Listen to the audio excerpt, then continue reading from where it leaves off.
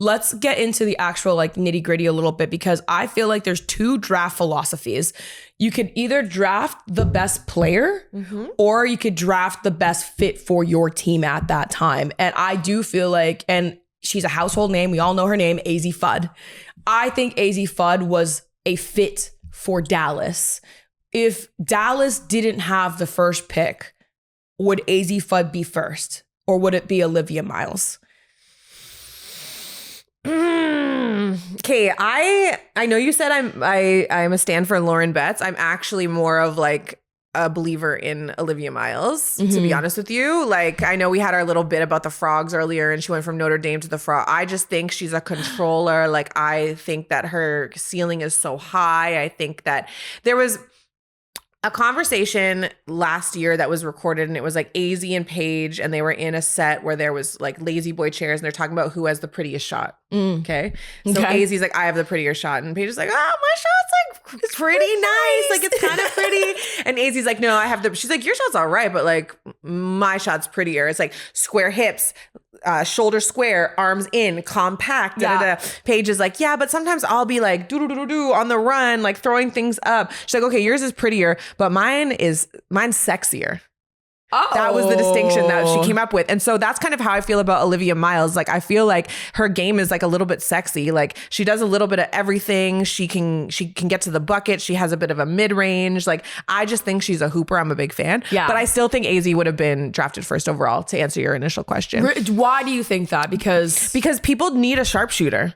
Like, if you look at the general percentages from the WNBA in terms of like 3-point efficiency, it's not that high on a nightly basis. Like, there are certain players that have that as their specialty. Like, somebody like Paige Bueckers is hovering around, I think, like 33%, for example. But then you have the higher echelon is like 42%. But what's the efficiency? What's the volume? Yeah. And so I think that for a game that can sometimes be lower scoring, that when you have that gas in the tank and you can like light it on fire in a Molotov cocktail from deep, and you can have somebody so descriptive, and you can have somebody that will just like throw that grenade in the hole and be like boom and blow it up.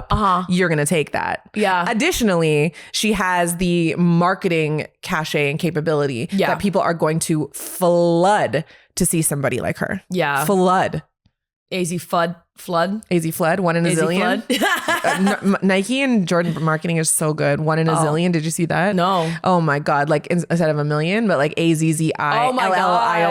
One in a zillion. And she's just like peering down over her glasses. Like, Yo, shout out to the marketing team at Nike. They're so creative, man. So good. And at one point, I feel like Nike was slipping up a little bit on like I got like complacent a little bit. But then I noticed like maybe the last like 2 years, they picked it right back up again. I think it depends on the brand. Like, if it's Nike, if it's Jordan, if it's whatever the category is. But yeah, that I really liked that anyway. So I think it would have been Azzi regardless. She just has that cachet. The only thing is that she has been injury prone.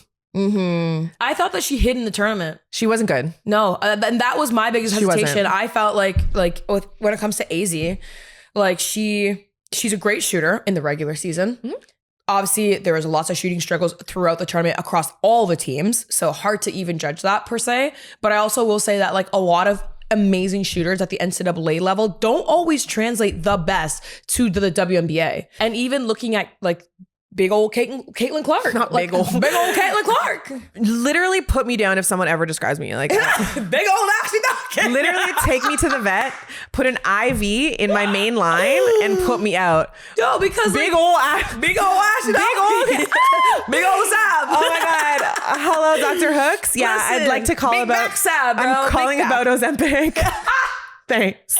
Yeah, what was the reason? I got it described as big ol'. I would like to sign up for 17 gym memberships now. Class pass unlimited. Big ol'. Big ol'. By big ol', I mean her brand. Fight me. Anyway, go ahead. Continue.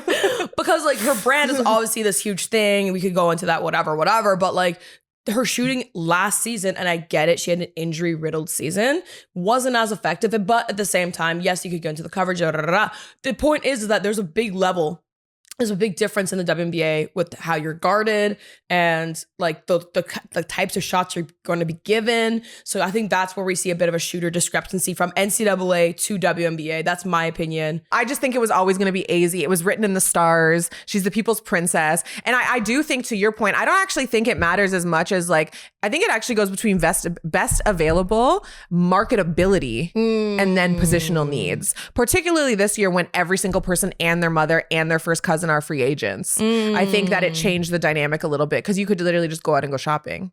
You take your grocery cart. Oh, I'll take one of these. I'll take one of these. I'll take two of you.